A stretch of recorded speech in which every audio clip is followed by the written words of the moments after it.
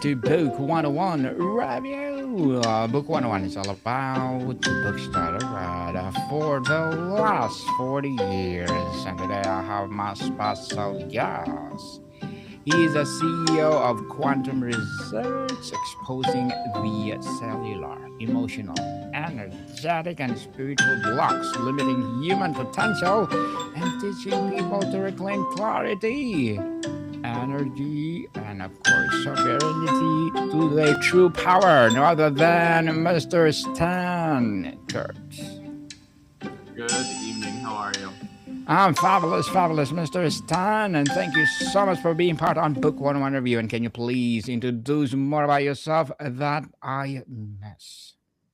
Yeah, no problem. Well, basically, my story starts 22 years ago when my son was diagnosed with autism. They said that he'd never recover.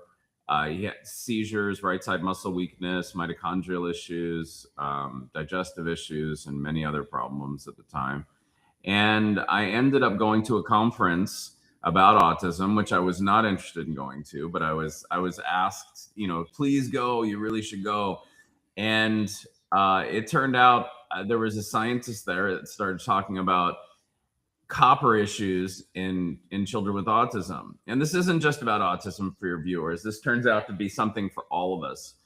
And what happened was I went into a deep dive when I saw that one study, and I started studying everything in the medical literature, everything in science, everything on PubMed in the National Institutes of Health database. And there were 750 studies, which I was shocked, that showed biological issues that were going on with these kids, that they were sick and that they weren't being treated because they didn't speak, which is outrageous to me. And it was my son.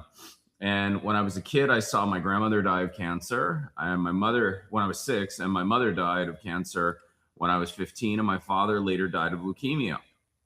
So I was pretty much done with losing things, basically, I guess. My spirit didn't want that.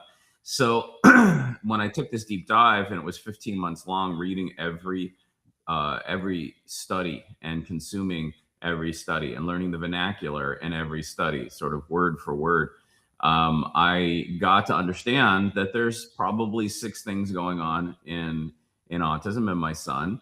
And I ran some tests, I developed the protocol, and he basically completely recovered. And with that, I ended up buying a school for kids after that. And not just kids on the spectrum, but, typical kids. And they were all improving using foods and other things. Just foods were taking away the use of a lot of medications that were going on at the school. So we had 77 prescriptions that year. And when I bought the school, and there were 7 the year after I started the new diet. And that was just one modality. Today at the center that we're in right now, I have many modalities that we use in a research setting.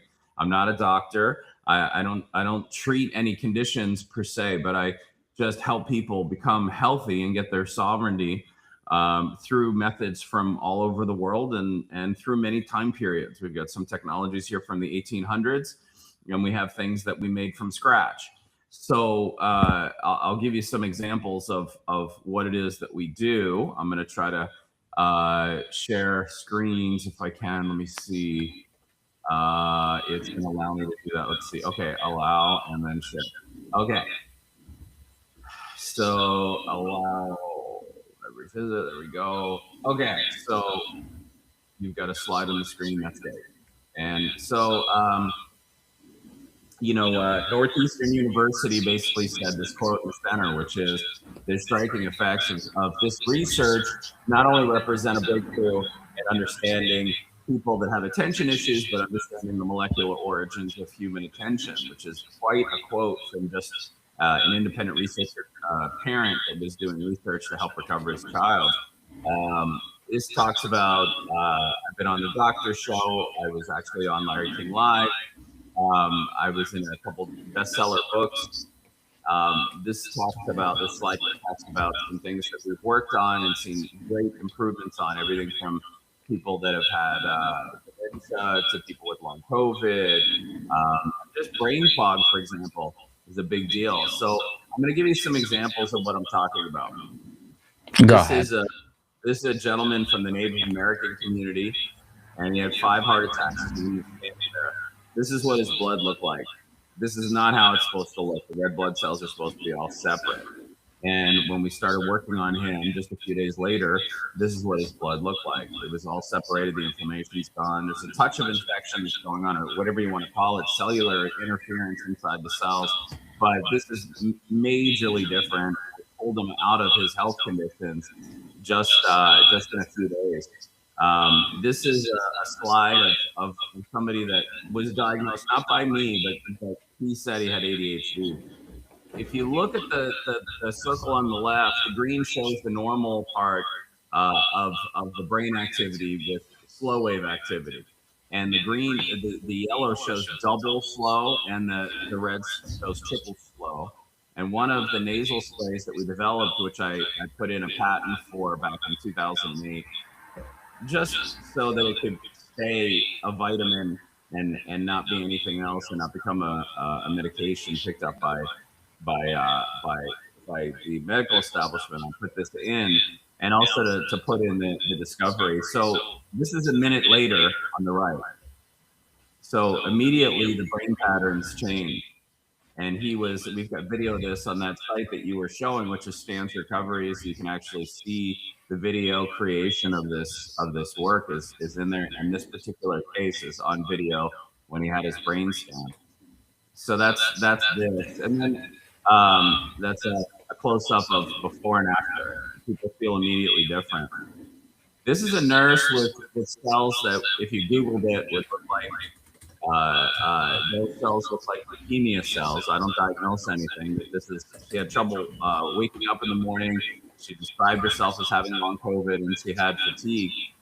The white circles are the red blood cells. There aren't many of them. The rest of them they seem to have consumed or destroyed or weakened the red blood cells. And this is why I think that there wasn't enough oxygen transmission in her body. And then let's see if I can go to the next one. There you go. And then this is what it was like just 2 days later. And she talked about being more clear than ever. And this is a woman that was 76 years old. She happened to have been COVID vaccinated. We can't know what causes what, but you can see her immune cells here are in dark gray or black. And then over here, I don't know if you can see my mouse. Do you see my mouse? Yes, I saw it. Yes. Okay, great. And this one looks like a planet, and that's not how the white blood cells are supposed to look. It's very strange, actually. But all of her cells are stacked on top of each other like peas being squished together, and those cells can't work for oxygen transmission. And she was agoraphobic. She didn't want to leave the house. And then this is just 4 hours later. And she basically was fine. And today she travels, and doesn't have the symptoms that she once had before. Her verbal ability improved, and she started taking flights alone at 77, and now she's 78 years old. This is a couple of years ago that we did this. This is a picture of her traveling.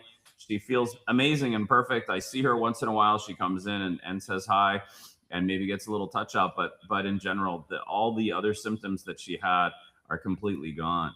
And then this is Kevin, who was formally diagnosed with prostate cancer. He ended up doing radiation, and his prostate was fine. But when we took a look at his blood didn't seem to know he was recovered. And the clumpiness in this, it looks like a rug. This is very, very substantial. And he said, I've got some fatigue and anxiety, and I'm wary, and I pee at night, this kind of thing. But I'm fine, but his blood definitely said that he was not optimized. And this was literally 4 hours later. He only had a few hours before flight, so we didn't get to finish everything, but he's still doing well today. This was about 2 years ago. And then we have this one here. This is a 16-year-old boy diagnosed with autism. His blood looked like a rug, and you don't see any black areas of the plasma that you normally see in the blood. And it was really substantial. He was very dysregulated. He wanted to, he's impatient. I want to leave. When can I go home and have ice cream? And this kind of thing was going on. And then we took care of him to a level of this in a few hours, same day. And his mother said he became a man that day. It was like the day of his bar mitzvah or something, where he turned from a boy to a man. And there's a video again on Stan's recoveries that show what he ends up saying, and he looks like pretty much a normal child at 16 years old. He looks like a normal young man. This is one of the lasers that we invented, and this is a physical therapist named Redante, and he had a sprain in his hand, right where he's pointing to his finger, his in between his thumb and his first finger, and he put the laser he put on it himself, and within a few minutes, his pain went from a 5 down to a 1, and he was pretty shocked, and you can see that on his face that he was pretty surprised. That video is also available on recovery videos. One of the things we discovered with our microscope was that in the top left here, you'll see what a stem cell looks like in a microscope that shows energy. And you can see that 1, 2, 3, there's like four or five levels of energy that's inside that stem cell. It's a very interesting cell, and stem cells are designed so that they can become other cells like tissue cells or blood cells, for example. So they're really important in the body, but I think they do a lot more than what we're being told. But when we triggered, we have ways of triggering stem cells just with nasal sprays, for example, and some other things that we do. And when we've seen these crystals end up showing up in the blood. Some people call them parasites. Other people call them technology that has been made that enters humans. We also find these in water. Like all drinking water I've ever found has this in it, and I'll show you pictures of that. But if you look at these formations, they have stem cells all over them. These formations seem to capture stem cells in order to grow, and they cause havoc in the body. They literally turn. You can see the cells next to it turn into something else. And they seem to be the cause of many illnesses, actually. So we look for these things before we do anything else. This is something we discovered in July 2024, and we look at these things and take care of these things prior to doing anything else. That's one of the first things we do when we have somebody in a research setting. And then after that, and this is another close-up of it where you can see all these. It looks like almost like code inside these things. These are all stem cells that are lined up. And this is just, a close-up of this thing. And these things can capture literally thousands and thousands of stem cells. Sometimes in each little entity, you can have 1,000, 2,000 stem cells, whatever you want to call these things. And then you can see the blood cells around it are all stacked, and they're having a hard time. And then once you take them out, the cells look amazing. So this is an example of water that we ended up getting from a restaurant at a theme park for kids, and they have the same sort of, they look like little 3-eye atlases, whatever you want to say that they are. And these circles we see next to them happen when these things start dying. They seem to replicate using these eggs. This is a larger form of it. This is a smaller form of it. This is another crystallized form of it where they start to do damage. And this is what we see in every water source on the planet so far that we've tested, whether it's glacier water, reverse osmosis water, spring water, distilled water, and even surgical saline has these things in it. So it seems like every water source on the planet is polluted in a way that is designed to potentially pass these things to people, or does. This is one that came out during an ozone antiparasitic colonic.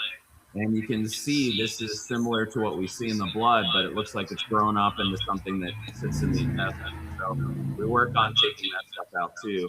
So here's a couple of different case reports in research. One, this one, his name is Cash, and Cash is 11 or 12 years old. I can't remember which it is at the time. But on the left, he had cancer. He had previously. He had a kidney removed when he was young. He had 12 rounds of chemo, 17 rounds of radiation. And he was recovered in traditional terms, but his mom knew something was wrong with him still and was looking for some way to find it and take it out. On the left is how he came in on August 8th. On the right is how he left on August 12th, with his blood looking amazing. And this is him on the left when he started. He was a very shy boy. He wouldn't answer me. He would turn to his mom to get the questions answered. And then this boy on the right, 3 days later, is friends with all the adults and high-fiving people and energized and having energy to run around, which he didn't have when he was over here. it doesn't look like the same kid. The eyes look different. The puffiness looks different. His facial structure looks different.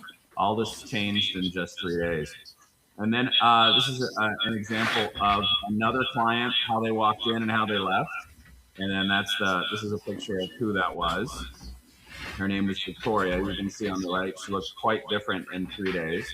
And then here's one more where the blood on the left looks really terrible, and then on the right looks fantastic in a few days.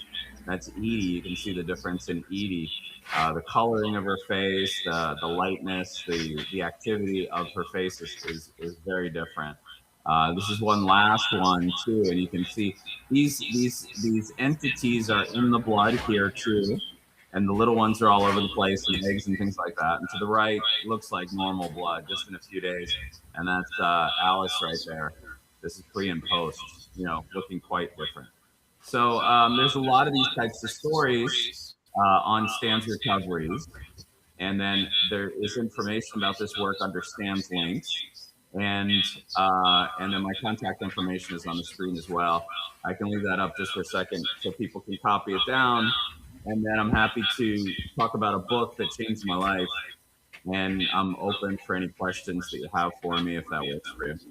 Yes, so Mr. Stan, based on all your experience, what is the most surprising or counterintuitive key to transformation that most people overlook? So a book that I'll talk about, it's really hard to get actually, and I don't know if that's true, but it's a book called Breaking the Vicious Cycle, and it's about Elaine Goshaw. Elaine Goshaw in the 1960s worked on the Manhattan Project, the first nuclear bomb. She's one of the researchers I feel is very, very important. Yeah, Elaine Goshaw, Breaking the Vicious Cycle. And what happened was her daughter was diagnosed with ulcerative colitis, and she had blood coming out of her stool, and also she had seizures at night. They called them night terrors at the time, and they didn't really have medication for this kind of thing. And she was the doctors in 1960 said, in order for your daughter to survive, she's going to have her colon removed. And while she was about to do that, and she was very upset, she ended up getting a phone call from a friend just a couple days before surgery and said, I have a doctor that I want you to meet. And her name is his name is Dr. Haas. And Dr. Haas taught her about how foods are digested, and that some foods are digested by the body, and other foods are digested by infections. I don't know if my camera is on. Do you see me or no? Yes, I can see you. Oh, okay. On my screen, it doesn't really show that. Oh, there you go. Okay, great. There I am. All right. So what ended up happening is that she learned this diet in 10 minutes, and she was shocked that the doctor even mentioned anything about diet.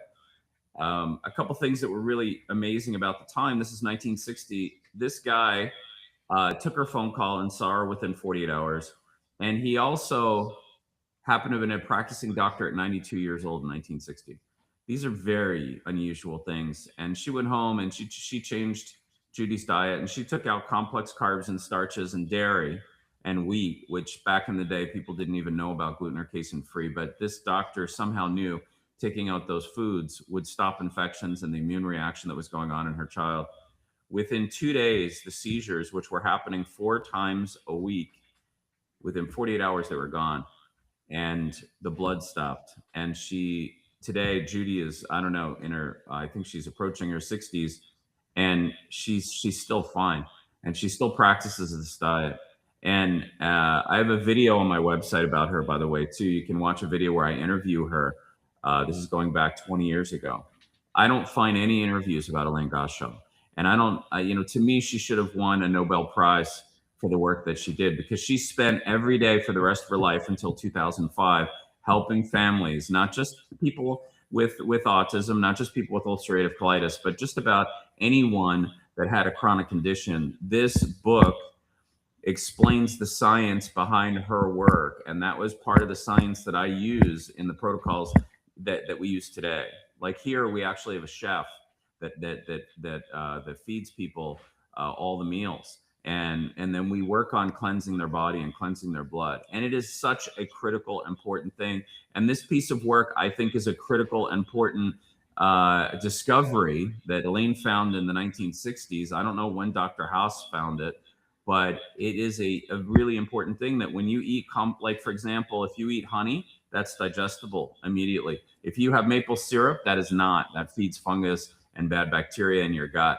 Knowing this is so important because if you can have honey on something compared or in your tea or something like that compared to regular table sugar or compared to other things like stevia, you are gonna with honey not grow your infections the way you would with regular sugar. And if you take complex carbs and starches out of your diet and just have protein and vegetables and pear, for example, your health will change. We've seen asthma, eczema, chronic fatigue, fibromyalgia, brain fog, just literally just in a couple days go away.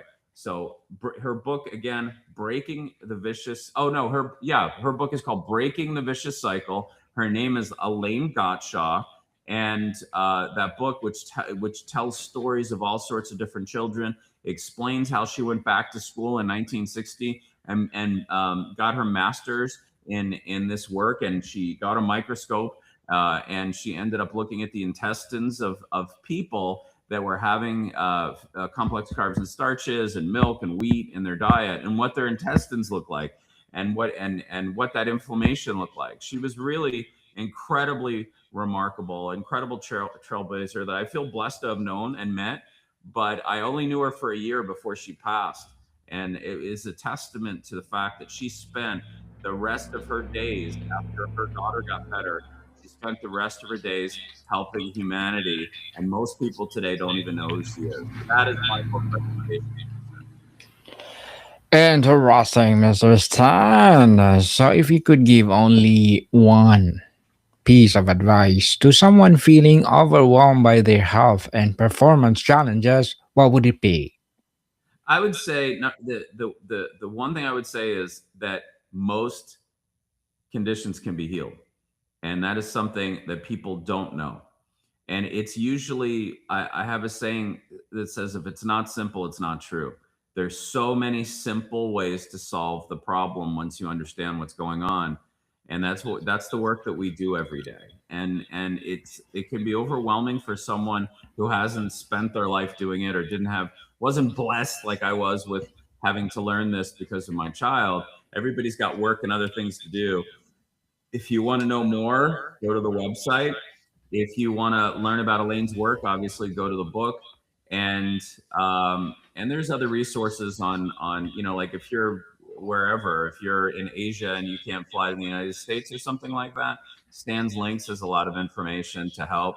But the big thing I would say, and the surprising thing, is really that most conditions, and I mean just about everything in the world, is actually based on some very simple things that are being overlooked. And you can get better. You can, and I don't know what everybody has, and I'm not promising anything, but in my experience, just about everything that we've researched and worked on, we found solutions in science and help people learn how to help themselves. And yeah, we're sometimes we're just totally asleep by what we can do, but people can heal. So, Mr. Stan, to wrap up our discussion for today, looking at societal trends, what is the single most toxic myth or message about health and performance you wish could erase? Yeah, so some real toxic things that most people don't know about. I think that's a good way to frame your question. Number one is there are things in water that have been put in there the same way things have been put in the sky, the same way that things have been put into other things that, I don't want to get into total controversy, but aluminum as an environmental issue, mercury is an environmental issue, is an issue, but there's the biggest toxins that I found in autism, I'll say it this way. The biggest toxins I found in autism that are in science are mercury, aluminum, and aluminum can be found in the environment. It could also be found in childhood vaccines. And I'm not saying anything about vaccines other than there is an ingredient in there. It's very concerning to me, and that's aluminum.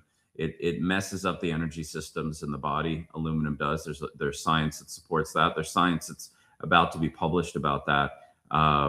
It's not good. So those things I would be very careful about. You know, children need the development of being a baby to understand their epigenetics. The environment is very important. Clean is better. And so the third thing was pesticides. There's several studies that show that the closer you live to pesticides in a farm, organophosphate, organochlorine pesticides, the more autism you have. The closer you live to mercury, even in industry, the more autism you have. The more infections you have in the body. And some of them are unfortunately things that can be injected in a child. The more infections you have active in a child can or in a human will cause problems. And the water, in my view, from what I've seen under a microscope, like the slide I showed you, has things in it that are toxic. And people might say, well, great, Stan, what do you do about it? Well, we have a remedy that you treat the water with, that you can kill these things off before you drink it. It's the best thing I can find so far. I don't have a water that doesn't have these things in it, whatever you want to call them. I think they're manufactured technology, if you ask me. Some people will call them parasites, but either way, that and stem cells are found in just about every water supply when I look at them under our microscope, and those things are toxic. So we need to learn to protect ourselves from them. We do have remedies that are here for that. We generally don't sell it. We basically just tell people what to do when they go through our program, and give them some take home to be able to do that. So those are the things. But things that people can do today is obviously stay away from pesticides, stay away from anything to put in a child that isn't natural. You know, stick to the most natural things. That's what science supports. That's what the Amish community have taught us, because they have very little illness and they keep their kids very clean. The Christian Science community does the same thing. Staying as organic and as simple and as God-given as possible is incredibly important for the kids, and for us, I would say the same thing. Complex carbs and starches. I would really look at Elaine's book, or look at we've got a one-page diet on our website. I would try that just for a couple days. That will likely change your life. Just doing that, lowers the exposure to the infections that are inside your body, which means less autoimmunity, more productivity, more energy. That type of thing. All those things I think have an effect. I hope that answers the question. It's a huge question, and there's we're here learning this. Each group that we have come in here and research, we learn this together as a group for 3 days at a time. So there's a lot of information, and it's usually almost every time people say, as you'll see in the testimonial videos, that it's life-changing. And because my son got sick, because no one told me, because they, the system, the environment, whatever you want to talk about, took my child, and I had to get them back. I learned this, and I like Elaine have not stopped doing this work and sharing to people, because I love people.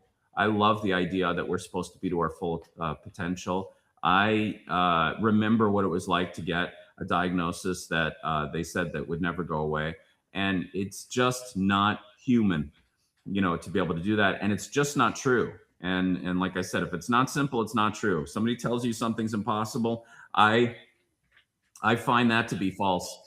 If someone says something's complicated, you got to do a 6-month parasite cleanse to feel better, I think that's false. That's not simple. It should be 3 days. And anyway, it's a long answer to a short question. I'm open to others, or we can wrap up, whatever you want to do. Thank you for having me. Yes, and thank you so much for sharing your knowledge and wisdom to the world, Mr. Stan. Thank you. So can you please invite our listeners to support your advocacy, your projects, or anything you want to promote on Book 101? I think thank you for that. I think the big thing is to watch recovery videos. It's stansrecoveries.com. To get more information on the work that we're doing, it's stanslinks.com. And that's the places I would go. Reach out to us if you'd like. Schedule a time to come in. If anyone's in the area and near Los Angeles in California, if you want to stop in and just get a free analysis, you can do that too. Just reach out to us, and we're happy to help.